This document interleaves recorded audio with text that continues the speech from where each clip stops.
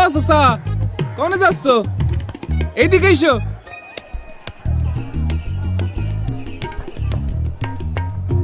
এইটা দেখে এম্বা করছো? না মানে দেখতে জানি কেমন লাগতেছে। আরে এটা তো বডিওল ক্যামেরা, তাই না কোন ভাই? বডিওল না, বডি ওর্ন ক্যামেরা। ওই একই কথা। তা এটা দিয়ে কি করে? আমি তোমারে বুঝাই, দাঁড়াও। এইটা দিয়ে ভোট কেন্দ্রে কিডা আসতেছে কিডা যাচ্ছে সব রেকর্ডিং হতে থাকবে।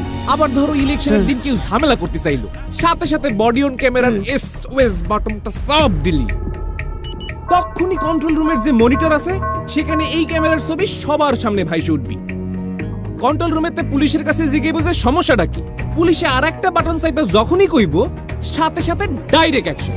তখনই সশস্ত্র বাহিনী, বিজিবি ও আইন শৃঙ্খলা বাহিনী আইসে এই সন্ত্রাসীগুলারে ধরে যে যে আকাম করব একদম লাল দালানে ঢুকাই দিবে।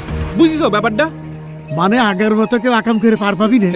চাচা, আগের দিন কি আর আছে? আমি ডামিয়ার লাইলাতুল ইলেকশনের দিন শেষ। চলো ভোটটা দিয়ে আসি। চলো চলো। আপনার নিরাপদ ভোট প্রদানে আপনার পাশে সার্বক্ষণিক নিরাপত্তায় আছে সশস্ত্র বাহিনী, বিজিবি ও আইন শৃঙ্খলা বাহিনী।